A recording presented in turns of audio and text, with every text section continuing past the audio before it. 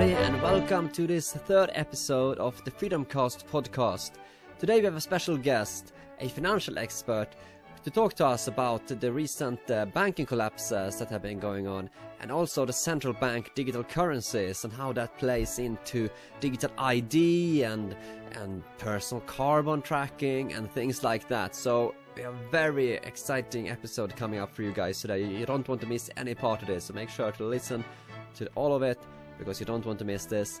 And if you do go ahead and enjoy this podcast that I have been doing, please consider becoming a paid subscriber on my Substack, as that is what allows me to be able to do these podcasts and bring you these guests and talk to you about these different important topics that the mainstream media is not talking about. The reason I can talk about this is because I am not beholden to Bill Gates. I'm not beholden to Klaus Schwab. I am my own voice. I can talk about whatever I want because I am independent and funded by you, the listener. So if you like this podcast and you like my work on Substack, please consider becoming a paid subscriber, as that is what allows me to be able to do this. Without your support, this would not have been possible. And I will also be doing monthly video hangouts for paid subscribers who subscribe to the Freedom member tier as well. So we will be doing video hangouts where we talk and chat, and you get to meet like-minded people. So make sure to check that out. Again, thank you for your support. Let's get right into it. Welcome everyone to this third episode of the FreedomCast podcast with me, PeterSweden, and our special guest today, Jasmine Birtles, a financial expert. You've been a TV presenter. Welcome so much. Hello, thanks so much. Yeah, so introduce yourself. What's your background? What do you do? Yes, a good point. I do all sorts of things. I have a weekly consumer column in the national newspaper, the Daily Mail. I'm founder of moneymagpie.com, which is a national website all about making money and saving money and investing. As you say, I'm a TV presenter. I'm a TV pundit. I come on all sorts of TV and radio programs talking about everything from getting out of debt and shopping online through to sort of macroeconomics. So you name it, I do it. Perfect. Yeah, no, and it's a very good timing to have you on at this moment, because as many of your listeners probably know, there's been some economic troubles with some banks going on lately, some banks going under because of, well, in my opinion, probably a lot of the money printing and stuff that we've been seeing. So why not just jump straight into that? I mean, what's been going on with all of this banking collapses? Yes, and as you say, I think you can trace pretty much all of it back to money printing, frankly. And the money printing started because of the financial crash that we had, global financial crash, right, sort of 2008, 2000, I don't know when you'd say it finished, sort of 10, 2011, whatever.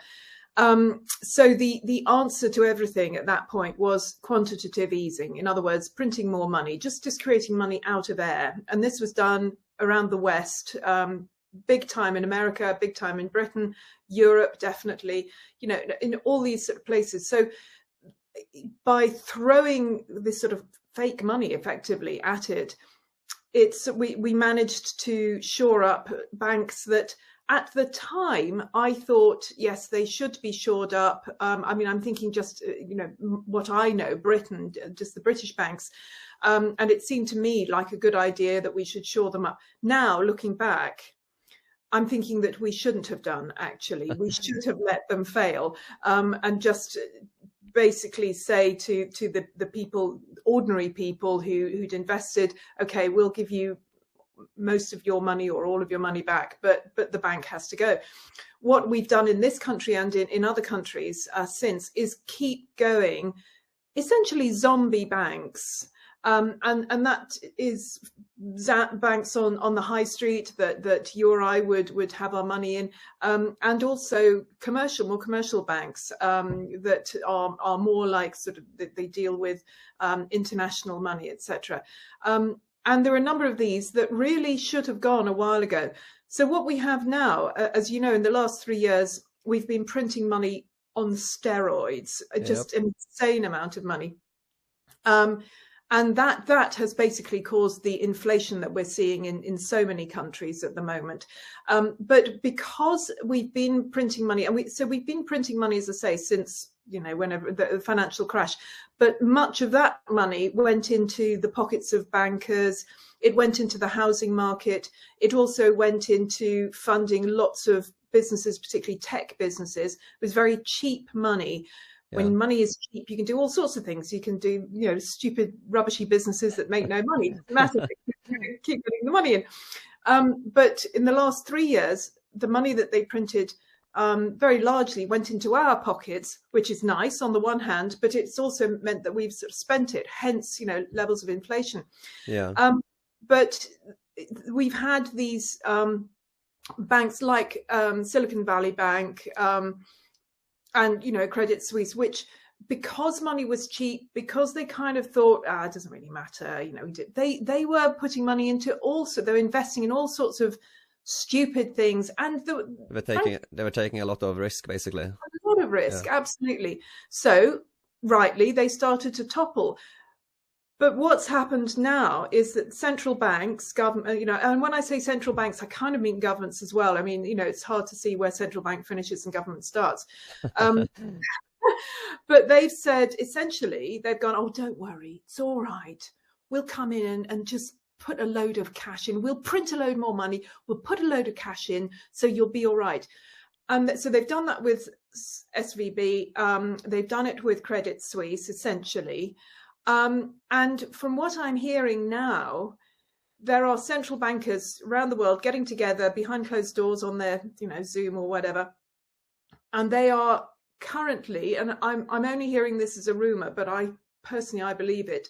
They are currently agreeing that they're going to do the same for pretty much any bank, any sort of larger bank at least, that looks like it's going to topple, because the last thing they want is a sort of a domino effect, which is, you know, fair enough in one sense, because that probably would happen if you had one or two banks folding, you know, lots of others could go. But what it means is that, you know, it's like horrible liberal parents who have got lots of money and say to their kids, it's a shame you spent all your money on drugs and drink. Well, never mind, don't worry, it doesn't matter, I'll just give you more. As much as just bail out, more bailouts. Yeah, more bailouts. You know, we'll just keep paying for you. If you lose it, if you know, stick it on the dog racing, or just stick it up your nose, that's fine. Don't worry, we'll always give you more. You'll always be all right. So, of course, they're going to carry on doing it. And so that's, I think, what we're looking at now, and what we're looking at in the short term, and more short to medium term at least, is that we're going to potentially have more banks doing terrible things because they know they can, because they've got, you know, mummy and daddy, their central bank. Big daddy government is here to save you. Exactly. So I think that's what we're going to see, and that will mean more money printing, and that will mean more inflation. So all this chat about, and I say chat, it's in Britain, it's in America, it's across Europe, it's in Australia, it's in Japan, saying, don't worry, we're going to do what we can to bring inflation down. Oh, yes, we are. Our Chancellor of the Exchequer said that in his budget, you know, a week ago. So we're really going to work to get inflation down. Well, no, they won't. They absolutely won't, because what they're doing is printing more money, so more inflation. Yeah, because that's the way I'm seeing it, is that well, not just as you said, from over 10 years ago, they have been printing more and more money, essentially just blowing up the bubble bigger and bigger and bigger and bigger, and especially on steroids the last few years. What was it? I saw something along the lines of 80% of all dollars in existence has been printed in the last 3 years or something. Yeah, about that. Yes, it's absolutely crazy. People don't realize how much money has been printed. And of course, anyone with a brain understood a few years ago when they started printing that this is going to lead to some inflation, obviously. Yes. The bubble just getting bigger and bigger and bigger, and it's going to burst eventually, or start cracking eventually. And now the bailouts are coming in, trying to put plasters on here and there, trying to save it from bursting. Exactly. Yes, and it's really unhelpful for the banking system in so many ways. I mean, for example, in Britain, the British wing of Silicon Valley Bank was taken over for £1 by HSBC, which then, by the way, went on to pay £15 million worth of bonuses. So the people who worked in this failed bank, managed to get their bonuses totaling 15 million, which is just obscene. But is it the other? sorry, go on. Sorry. Sorry, go on. Yeah. So the other thing is that, HSBC, as far as I know, is a functioning bank. It's a big global bank. It's functioning, and it's taking on this, I would say, toxic bank full of goodness knows what kind of loans, dodgy loans that they'll never get back, etc. And they're bringing it into their own bank. Now they're saying that they're going to keep it separate from the rest of the bank, but really and truly, I don't think that's possible in the long term. I think that some of the poison will come from SVB into HSBC, and it doesn't look right. It doesn't sound right. And the government here has said, "Oh, don't worry, the taxpayer hasn't had to fund this." But I can absolutely bet you that it has, in a roundabout way, around the back door. There will have been all sorts of sweeteners, all sorts of this, that, and the other that they'll have been promised. Yeah, of course. Certainly for them to go, oh yeah, fine, you got 15 million bonuses. Yeah, not a problem. We can do that. And isn't HSBC that because I remember traveling to Heathrow Airport a few years back, and I saw all these advertisements for HSBC, like with all of the QR codes and what was it, your fingerprint will be your ID and whatever. They seem to be the kind of very very heavily involved in this kind of and we'll talk about the CBDC stuff, the digital ID stuff as well coming up. So it's interesting that they got to buy the SVB bank then. Isn't it? Yes. You wonder what, did they pick the short straw, or did they go, oh, me? I don't know.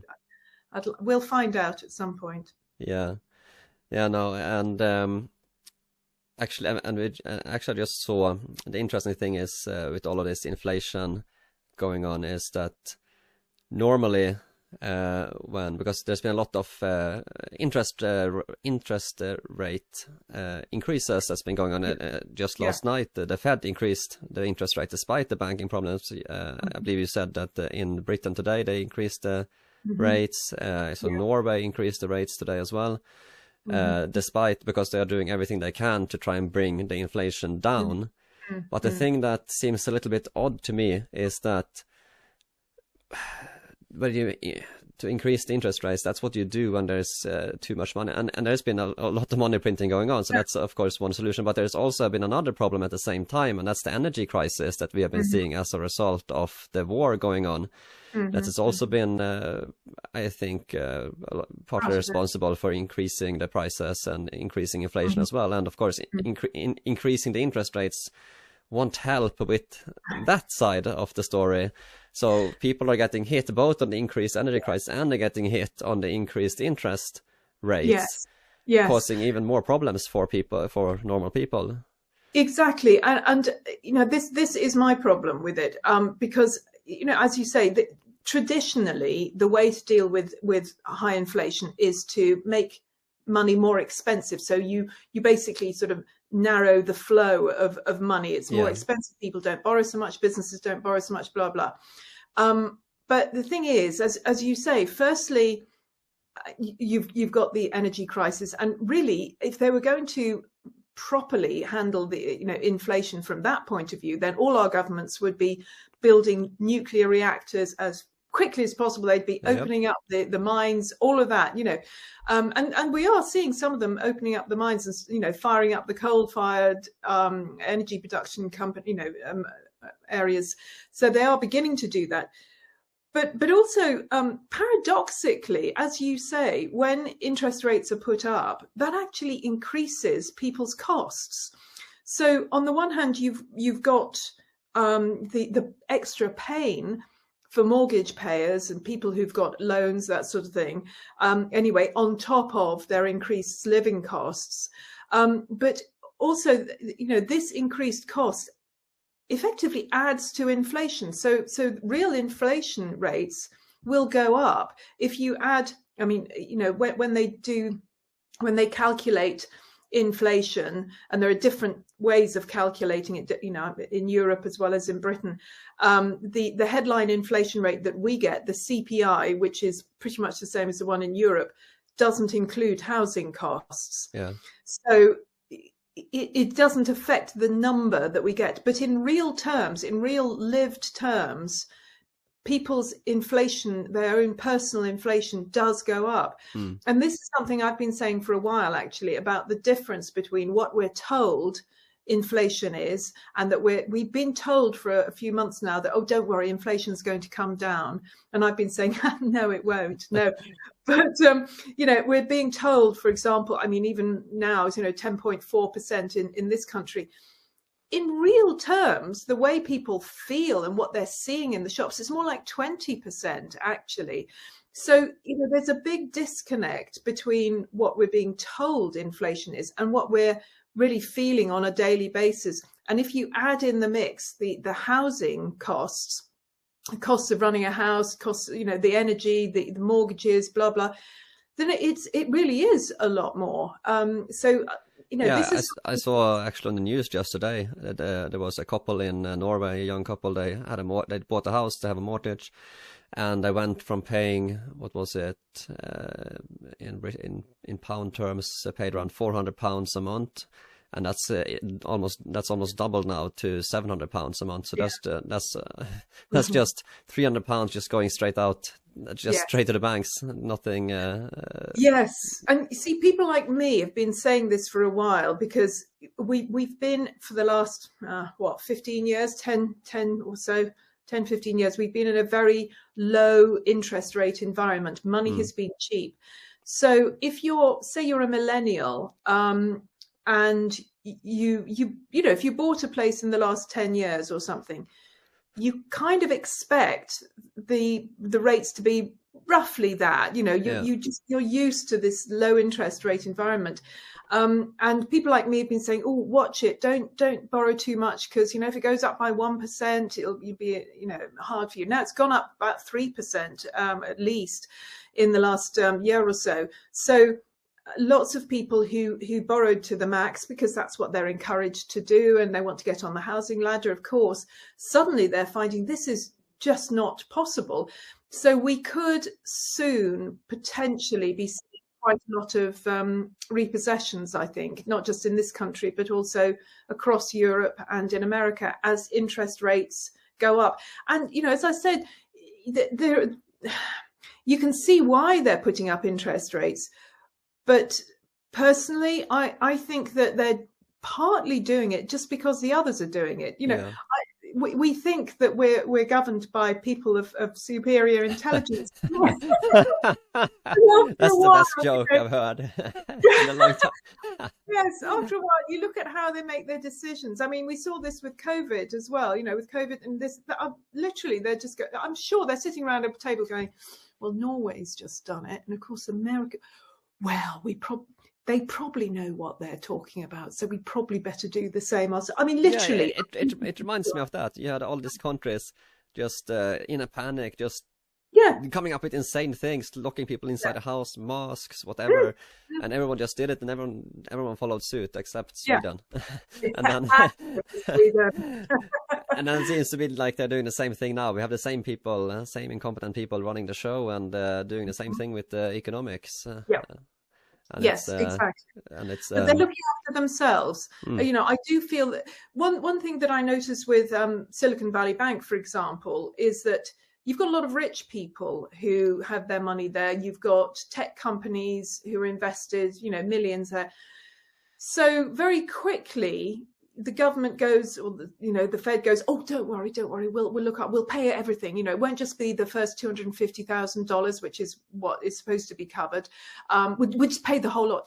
Whereas, as you remember, a few weeks ago, in East Palestine, Ohio, they had this awful train accident with tons and tons of poisons going into their rivers, set fire to the whole lot, killing animals, killing everything, and people having to flee their homes. So far, they have been offered, I think, per head about $5, and has had very, very little mainstream media coverage. So that sort of shows you, I think, firstly, where most governments, and it's not just the American government, but most governments' thoughts and hearts are. They're looking after themselves and their own. And it also shows you why I suspect Donald Trump will be president again, in a couple of years' time. I mean, it's a bit like that, but you can see when people in Ohio and their ilk, their friends, their families all around the country, they see how these two lots of events have been dealt with. They'll be like, well, forget that. We want to drain the swamp. Literally, we want back again. Well, and the thing, this leads into the next topic that I want to talk about. I think, of course, this financial problems that we are seeing. I don't think it's the inflation. It's just going to continue on. Do you think what I see happening, because there's a lot of talk about CBDCs now, central bank digital currencies. What I suspect will happen is that we, in a few years' time, maybe we are seeing more banks collapse, we're seeing more inflation. The governments will come out and say, oh, we have a perfect solution for all of this. We will just introduce a central bank digital currency. It's almost like a reset of the financial system, almost like a great reset of the financial system. And everyone will have to use these central bank digital currencies instead of the cash will be gone. People will be using these instead. The government can have full control. They can decide what you can get to spend your money on as well, and make sure you don't have too much money in your account at all times. Make sure you spend it correctly. What's your thoughts on this? Yes, nice exactly future? That. It's a lovely future. Yes, absolutely. No, I totally agree. I think it has been for a while touted as the obvious next step. More and more of us are using digital. We're not using cash, although in Britain there has been a resurgence of use of cash across the board as people, I think, are beginning to wake up to this. It's partly because using cash is a good way of budgeting, actually. So quite a lot of people are using it to budget in these tough times. Others are going, whoa, hold on a minute. If we don't keep cash, we're going to lose all our freedoms, because as you have pointed out, a central bank digital currency effectively will take away all of our freedoms, because it will mean that the central authority, whether the central bank, central government, whatever, will be able to, firstly, they'll know where we're earning, what we're earning. They'll be able to tax us at source before we even see the money. And then they'll be able to tell us what we can and can't do with that money. It's using all those clever cryptocurrency gizmos like smart contracts, where you can spend it in one place, but you can't spend it in another. You can spend it on vegetables, but you can't spend it on meat. And then they can, if they want to, say, oh, you've got to spend all of your money because we need more money in the economy. We've just messed it up again. So we need you to spend your money, or we're going to disappear it. We're just going to get rid of it. So your money expires after a certain time. Yes, absolutely. Yes, it expires. And the arguments for it, because I've been on panels discussing this, and I usually start off with saying this is the work of the devil, and then they look at me a bit horrified. The people from these tech companies who go, "Oh, it's wonderful, it's fabulous," But they tend to say, and they're right, of course, that it'll be a great way of getting rid of the grey economy. So, in other words, the cash economy where people are not paying tax. But also they're saying it will be make trade much smoother, much easier. Yeah, absolutely fine. But what it will also do, of course, as you've indicated, is it will take away all of our freedoms, because as they have in China right now already, if you say something or do something against the government, maybe you point out a few things that they're doing wrongly, you can be prevented from spending anything. You can be prevented from having a passport, or even getting a train ticket. You just can't do it because you can't access your money. Yeah, no, and I think that will the CBDC future will also be tied into the digital ID future that they seem to be working very hard on now as well. Yes, yes, definitely. A digital ID in this country, it's in Britain, it's an anathema, the idea of a digital ID. Although increasingly, you know, we are using facial recognition, iris recognition, fingerprints, and of course, you know, you have to show your passport or driving license for quite a lot of things. So in effect, you could say there is something like that already. And I know in some European countries, it's big. I think America's a bit more like Britain. We have a sort of a similar level of skepticism, but again, there's a bit of an age difference there. The older people are skeptic. The younger people are like, "What's your problem?" You know, I mean, they're just used to doing everything digitally, and you know, bearing their entire souls on social media. So it seems less of a problem to them. Although again, there's a growing group of younger people who are starting to go, "Oh, I don't know about this." You know, my nephew, for example, recently told me that he's very against Amazon Echo and those sort of smart speakers. He said they're listening to you. They're listening. Oh yeah, they're listening all the time. Yeah, all the time. And I because his father, my brother, doesn't see a problem with it, but my nephew does. So I thought, oh, good on you, lad. This gives me hope for the future. Yeah, and it's not just Amazon things. I mean, I think probably most electronics listen to people more than most people think. Televisions, smart meters, yeah, absolutely, all of it, dodgy. And a digital ID thing, like as you said, it's more of a bigger thing in other countries. Especially, I think actually one of the countries that are at the forefront of digital ID has been Sweden for a long time, and also Norway, Scandinavia really. I live in Norway at the moment, and here you basically cannot live without the digital ID. So it's a cultural thing. I think that there's.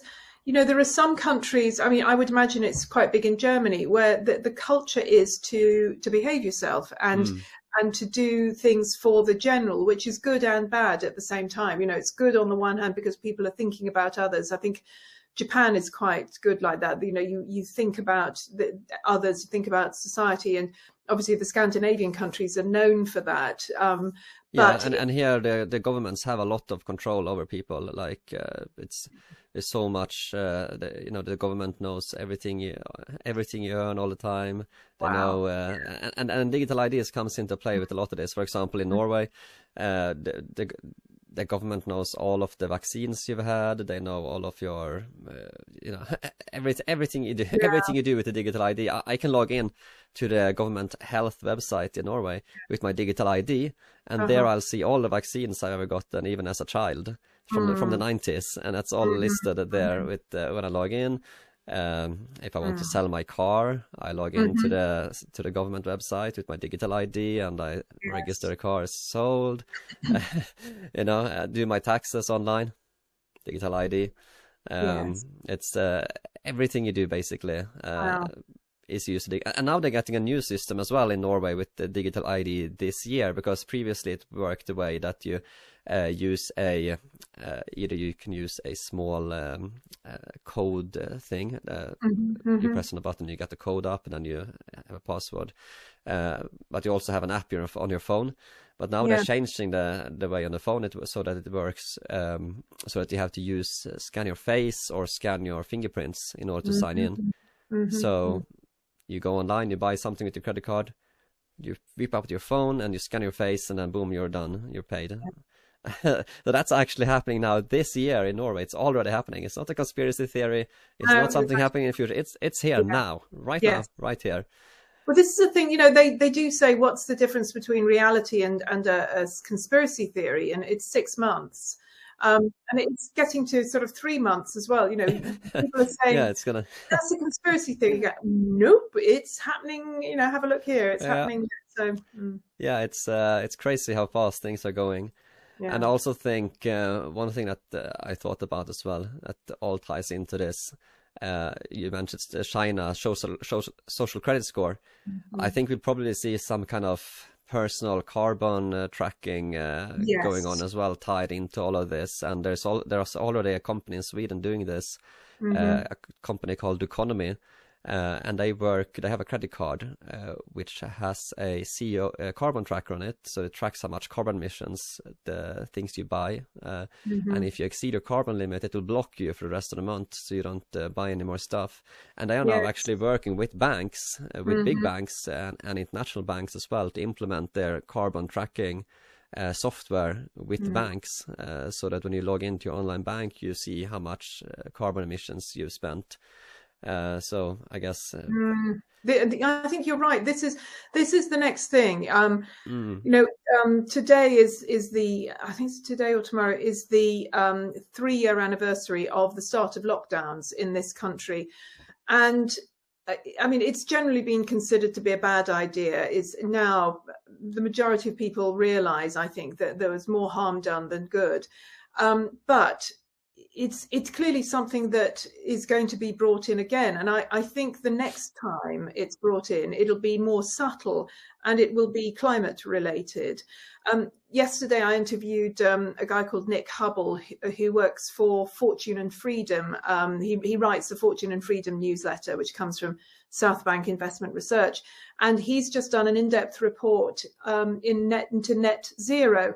And he's interviewed a lot of scientists who've crunched the numbers, and they've said that the plan to get to net zero in a couple of decades' time is entirely unworkable. It's actually physically impossible, because we don't have, across the globe, we don't have the infrastructure to create the electricity needed to power, the number of electric cars, whatever, and we don't have enough lithium. We don't have enough raw materials in the earth, as far as we know, to create what we need to do. And he said that there are two ways that this can be taken. Either the powers that be will give up on it. It's unlikely at the moment they do that. Or what they will do is completely restrict what we as individuals are allowed to do. And this is already starting with 15-minute cities. So the idea will be that in order to meet this target, because there isn't the infrastructure to create the energy, we ourselves will all have to use less. So we will be prevented from flying at all. Billionaires will be able to do it, of course. They'll be on their private. They can buy carbon credits, which, by the way, reminds me of the European Reformation. The 16th century, the Reformation. Yeah. Martin Luther banged his 10 points, and the big one that triggered it was the sale of indulgences, where rich people could buy indulgences in order to enable them to continue sinning but finally get to heaven, if you buy these. And I think carbon credits are the same thing. Rich people can buy them in order to do what the heck they like, and at the same time tell little people like us, you can't go down the road, get rid of your car, you're a sinner, and that's essentially, I think, where we're moving to, this sort of separation between the few little rich people at the top who can do whatever they like, and the bulk of the rest of us who are going to be told, you basically, you're a nuisance, you're causing a problem because you're harming the climate, you're harming the world, the globe. Klaus Schwab will be flying in his private jet, dining on the finest meat. He will be driving his Rolls-Royce. Meanwhile, people will be locked in their 15-minute cities, eating insects, and not getting to do very much at all. They just get to sit at home and, I don't know, play video games or something. Yes. On their VR headsets in their little exactly. Yes, on pump full of drugs to make yourself feel better. That does seem to be the dystopian future that we're facing, unless we simply say no. And this is one thing that I've learned over the last few years, that the power of saying no is becoming much clearer. And you actually don't need that many of us to say no. Even if it's a vocal minority that just go no, they just resist it. Go no, I'm not going to play. I'm not playing your game. Yeah, we saw that in the Netherlands. I was there 2 weeks ago now. The farmers are protesting. 10,000 people showed up. They've been protesting for a long time because the government wants to essentially seize their farms to meet climate goals. And then there was provincial elections, and the Farmers Party won huge, actually, so that the ruling government won't be able to get the majority even. So a huge win for the farmers, a huge defeat for the government. See what people can do. Yes, it really does show, and I'm very pleased to see this, because I think over the years I've noticed, I don't know when it started, but certainly before all the COVID nonsense, there was an increasing and almost imperceptible sense, I think, across the certainly in Britain and other countries as well, that there's nothing we can do. There's a sort of inevitable decline, that it doesn't matter what I say or what I do, it won't make a difference. And I think this is why we had Trump. This is why we had Brexit, because there were so many people who said, I'm just sick of this. I'm just going to go, I'm going to go, to you. Just get you. And this feeling is continuing. I mean, I think we're even more in a situation where there are actually huge numbers of people. I'm just talking about Britain, but I think it's in other countries as well. Huge numbers of people whose view is, whatever the establishment says, I'm going to do the opposite, because they have messed us about so much. I don't even care if it's a good thing they're suggesting, I'm going to go against it. So I think we will see some huge reversals in politics over the next few years, which will be, I think, a mixture of good and bad. Yeah. But at least I think a few people are getting the idea that actually we can have power. We individuals who have not had a voice, and I don't class myself, I've got a voice, actually, as it happens, although it's not always listened to. But a lot of people, I think, are beginning to think, oh, actually, there are more people who think the way I do. It might not be in mainstream media, it might be the opposite to what the government's saying and what I'm hearing from big business and everything, but actually there are a lot of people like me, and they're as angry as I am. Maybe we do have a bit of power, and we do. I think people have more power than they realize, as long as they are willing to say no to the tyranny. Yes. Willing to say no to this to the World Economic Forum agenda, all of this stuff. It's absolutely. And when you say tyranny, I was just thinking, I'm just thinking, for example, of the Canadian truckers. Yes, exactly. Yeah, and I mean they were not defeated. It looks like they were defeated, but actually there was a huge seismic shift. And what they've shown a lot of people, and what they've expressed, is that tyranny has, at the moment, a smiling face.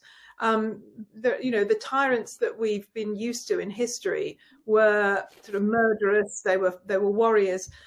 Tyrants now wear smart suits, and they've got good hair and nice smiles, and they say all the right things while doing the opposite in their own lives, while actually stabbing you in the back. So I think we're now beginning to realize that we have to be wiser than serpents. We have to be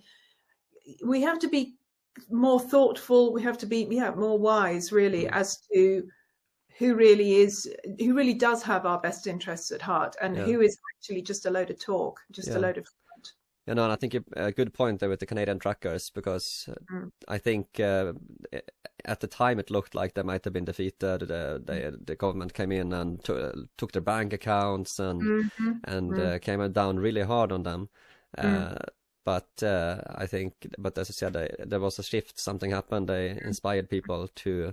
And then shortly after, all of the restrictions they had in Canada started going away. And also, from what I heard in the Netherlands, a lot of them were inspired by the Canadian truckers. So it's spread from Canada to the Netherlands. At the protest there were a lot of people with Canadian flags in the Netherlands. A lot of the farmers, as a thank you sign to the Canadian truckers. So. Yes, they had a lot more effect, I think, than they realized, at least at the time. Yes, and it's a long-term effect, and it is something that one can always refer to when we talk about CBDCs. If people say, "Oh, but government wouldn't do that," and you go, "They already have." Look at what they did. And that's why the government came down so hard on them, because they knew. It was kind of interesting, actually. Back at the time, I used to have the original blue check on Twitter before you could buy it, and I was talking about the stuff happening in Canada, and very weird coincidence. When I started talking about the Canadian truckers, they took away my blue check mark back at the time. Well, I'm sure that's entirely coincidental. Has Yeah. nothing to do whatsoever with what you were saying. Yeah, very, very interesting timing. Yeah, very interesting. Yeah, so no, I think, but I mean, it was worth it. Absolutely, yeah, go for it. It was worth it, and you know, I think again something that I've learned and a number of people have learned over the last 3 years is that we're in a time in history where we do have to speak out, and we kind of, I'm trying to think of a better word than saying we have to take sides, but you know, we're at a time, you know, I mean, I'm going to use a biblical phrase here. It's a time of choose ye which side you're going to be on. Are you going to go for good, or are you going to go for bad?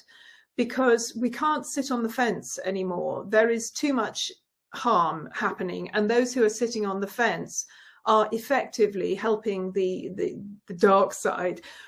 If we think something is wrong, we need to actually verbalize it. We need to say it in whatever way we're comfortable with, either to say it online or say it to friends or say it to government, whatever.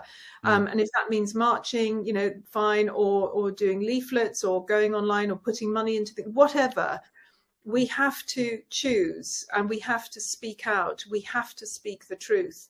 And that's very difficult for a lot of us. And I think, you know, certainly I've been pushed a bit further and a bit further and a bit further, to the point where I'm saying things that, you know, 3 years ago I probably would have been quiet about. I wouldn't have said on air, but I'm now saying them on air because I think, well, you know, if I don't, things are just going to get worse. So we all, you have to stand up for what you believe in and for what is right. It's important, I think. So no, that's very good. That's very good to hear.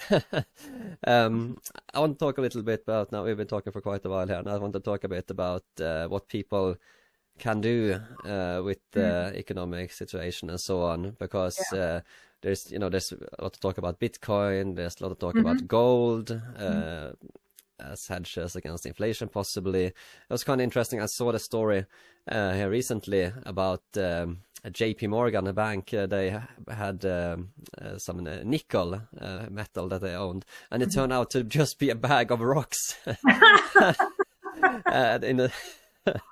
Oh, why am I not surprised? So how widespread is this problem? Like all of the gold reserves that maybe is in the Federal Reserve, how much of the gold reserves are actually real? How much and how much is just made up? Absolutely. Oh, that's a very good question, because you know it's very difficult for us to know. Of course, on if you like a more sort of digital version of that. Has been around for a while. You know, as you know, there's such a thing called an ETF, an exchange traded fund. Yeah, it's a type of investment fund that's effectively, you know, run by algorithms. They tend to be tracker funds. They track things, but with an ETF, it's something that people like me have recommended to others as a way that you can sort of invest in gold. You can track the gold price, you could track silver, you could track oil, you could track all sorts of things, not just stock market indices. But then it became clear a few years ago that some of these ETFs didn't track, you know, the gold they said they were tracking, the gold they said they effectively had, they didn't have at all. You know, there was just emptiness there. So there's a lot of fake gold, as it were, in the city, in various indexes and everything. So, and when it comes to countries, good gracious, yes, who knows? I mean, I do know that Russia has been buying it like there's no tomorrow. China, apparently, and you can never trust anything with China, of course, but apparently they have huge reserves. So, yeah, it's quite likely, I would think, that any of the countries that we deal with, whether it's America, China, Britain, whatever, Russia, they say they've got these reserves, but you know, unless you physically eyeball them yourselves, who knows? And that's the interesting thing, because from what I've heard, the Fed hasn't allowed anyone to actually go in and see how much gold they have lying around. Well, there you go. It could be a whole bunch of rocks. So when honestly, nothing would surprise me now. Should audit what is it? Ron Paul. He wants to audit the Fed. That never seems to happen.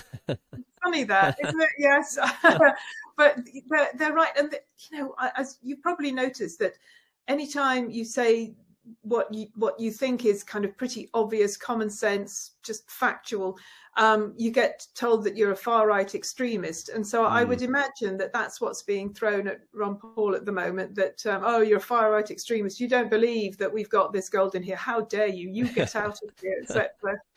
Yeah, it's usually get called out, that kind of thing. Yes. When you are pointing out obvious things. Yes. I mean, as the saying goes, I'm not far right, I'm just right so far. Exactly. And this, so many of these supposed conspiracy theories, which have been proved right, you were called a far right extremist for saying it in the first place, and now everybody's saying it. So okay. It's beginning to lose its meaning. Yes, but on the subject of gold, it is, well, there's gold, there's silver, and frankly, any of the money metals, and really any commodities, I would say are the place, personally, this is what I'm thinking, are the place to put a good proportion of your money. Basically physical assets, and it tends to be physical assets that do well in times of high inflation. High inflation is all relative. In Argentina, they've got 100% inflation right now. Can you imagine 100%? That everything goes up by 100% every 12 months. I mean, it's insane. But physical stuff, and I would definitely say the money metals, certainly gold, silver's doing pretty well, platinum, but investing in mining companies, investing in companies that sort of buy and sell and all that, anything to do with physical stuff, I personally think is going to be a bit of a winner over the next decade or so, in all honesty. Having said that, gold, although it's going up, I think is way cheaper than it should be. It feels, and again, this is probably conspiracy, but honestly, it feels like somehow it is being suppressed. It should be bigger than it is. Bitcoin is definitely being suppressed. I mean, we know that I've experienced this myself, that it's very difficult, almost impossible to move money from a standard bank account onto a crypto platform. They're just saying, no, you can't, and you say, it's my money, tough tits, you can't move it, whatever. So there are definitely moves to suppress crypto and Bitcoin in particular. But even with that, Bitcoin this year is already up 50% from a fairly low level last year. Admittedly, it didn't do very well last year. But this is what, I mean, I can't tell people what to do, but if you wanted, what I think I'm going to do with my money, then, a good solid amount of it into gold and silver, into commodities, generally. And, I'd put a small amount into crypto as well. I mean, I say to people, only put what you can afford to lose, because I think crypto is probably a bit riskier than gold as well. It has the possibility to go down much more, and the possibility to go up much more probably as well. Yeah, and at least with gold, you have got, you could make earrings with it. You could do something with it.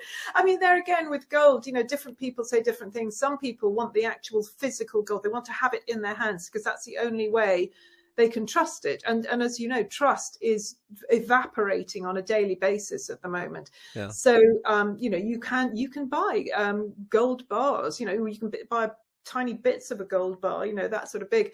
You can buy coins, same with silver. Other people are saying it's a good idea to buy lots of silver coins, because if the financial system collapses, at least, you can use silver coins as actual currency. Yeah. But you can also... That was actually, it just reminded me of something I saw interesting with the silver back in, because the US went off the gold standard in the 70s, I think it was.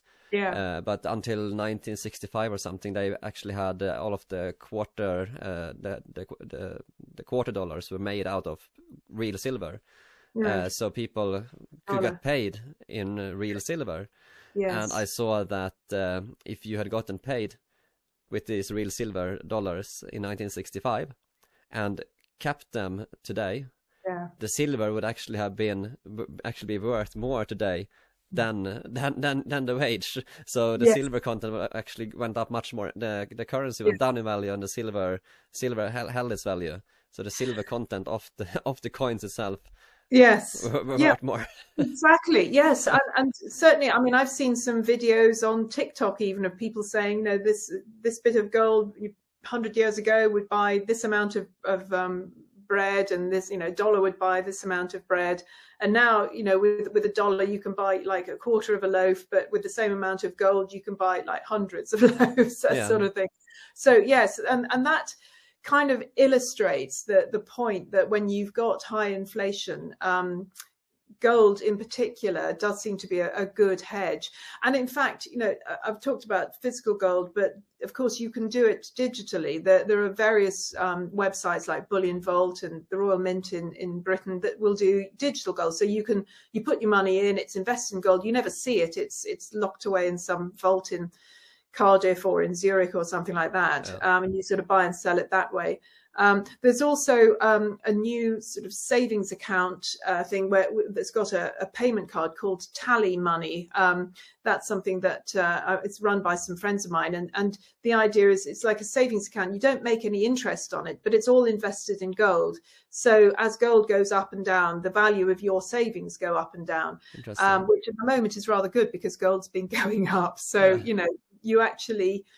you can buy a coffee with it, or buy a car or whatever, it's a normal payment card, but it means that your money actually does, in theory at least, it keeps up with inflation.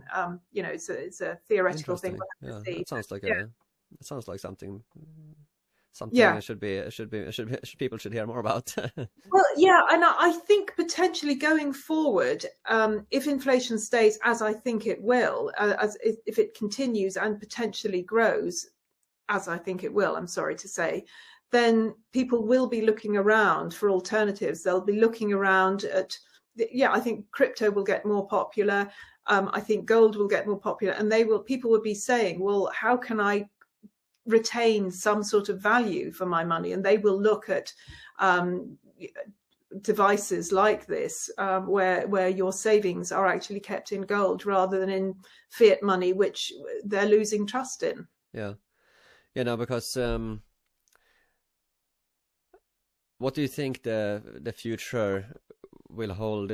Because do you think we should need a kind of a new monetary system? Obviously, the Klaus Schwab types, they want I suspect they want the new monetary system in the form of CBDCs. But obviously, the current monetary system isn't working very well either. Maybe by design. Well, by design, I guess. How should a new kind of monetary system look? Because from what my understanding is that the fiat money that we're using today is essentially like monopoly money. They just print it out of thin air. They print as much as they want. Inflation comes because of it. How should we get a better kind of monetary system based on? Should it be like linked to gold, perhaps on a gold standard like they used to do in the US? Would that be a good start, you think? Well, there are a number of people who are saying we need to get back to a gold standard, because basically to avoid what they call moral hazard, to basically keep us honest. Whatever we get, we need to have something that is honest and also democratic. Basically, complete opposite of what we've got at the moment. Because at the moment, the banking system that we have in the West is what they call a fractional reserve banking system. So we use fractional reserve, which means essentially that the money that the actual money that any bank has is only about 3% of the money they say they have. So in other words, they're lending out money all over the place, and this money that's lent is based on multiples of the actual money they have. So if we just take the UK, if everybody went to their bank and said, I'd like to take my money out, please, they would only be able to get 3% of it. So that's in and of itself, that sounds like a false system, and it is. It just has dishonesty baked into it, really. And similarly, as you say, if we are able to just print money out of thin air, which is what we've been doing, it's going to come crashing down at some point. And, you know, as we've been saying over the last hour, at the moment, it's just getting bigger and bigger. So the higher they climb, the harder they fall. It'll when it crashes, and it'll have to at some point. It's going to be it's going to be a big one. But so, the modern monetary theorists, they say that you can just print as much money as you like, no problem, because the state will require you to pay your taxes in their currency. True. Yes. So it's always going to have some kind of value, I say. But yes, I don't know. Yes, exactly. And the idea is that the more money you print, the more it goes into the state, as you say, the state, but it also goes into the economy. It builds the economy, so the economy gets bigger and bigger, and it can support all of that. So that's the theory. In practice, of course, it doesn't work. You know, that works while the sun's shining, but once the sun stops shining, as Warren Buffett famously said, you know, it's only when the tide goes out that you see who's been swimming naked. So you're fine until the tide goes out, and then it all, you know, goes horribly wrong. I personally would like something solid, whether it's the gold standard or something else. I'm not quite sure what else it would be, but I have friends who are saying we need to get back to the gold standard to bring some sort of honesty here. I would like something that involves an element of democratization of money, as you have, at least in part, in cryptocurrency. The thing that I like about cryptocurrencies, and a lot that I don't like, I mean, the vast majority of cryptocurrencies are just Ponzi schemes. They're just nonsense. Yeah. But the concept of decentralizing it, and at least in theory, giving power to the masses, so you don't have a central authority telling everybody else, you know, the little plebs, what they can and can't do, and certainly not telling them what they can and can't spend their money on. That sounds to me like a better system, but it needs to be anchored into something, because, as you know, money is metaphysical. It's based on trust. In and of itself, you know, pieces of paper, even lumps of metal, have no real intrinsic value. Actually, it's what we believe that they have. It's how much trust we have. So we need to create a system that involves democracy, freedom, but also some solidity, that it's solid on something. And as I say, at the moment, gold does seem to be the best form of solid to attach the new system to. Yeah, no, I tend to agree. I think we need to have some form of gold standard to get out of this mess that has been. I mean, they went off the gold standard in the US, and everything has just been going downhill since. Yes, absolutely. Same in this country. Yeah, absolutely. I agree. And there's, I mean, you know, it's almost heretical to say it, but actually the Russian economy, the ruble, has done phenomenally well. It's the only one that hasn't, you know, effectively crashed over the last year or so.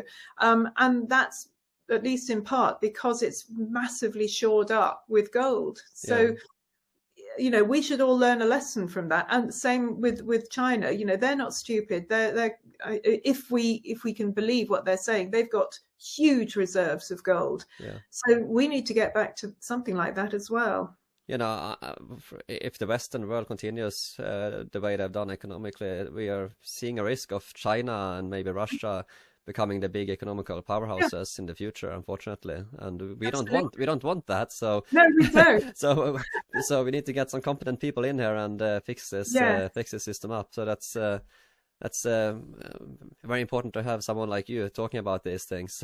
So I know you need to go. You have another meeting coming up after this. So I don't want to keep you for too long.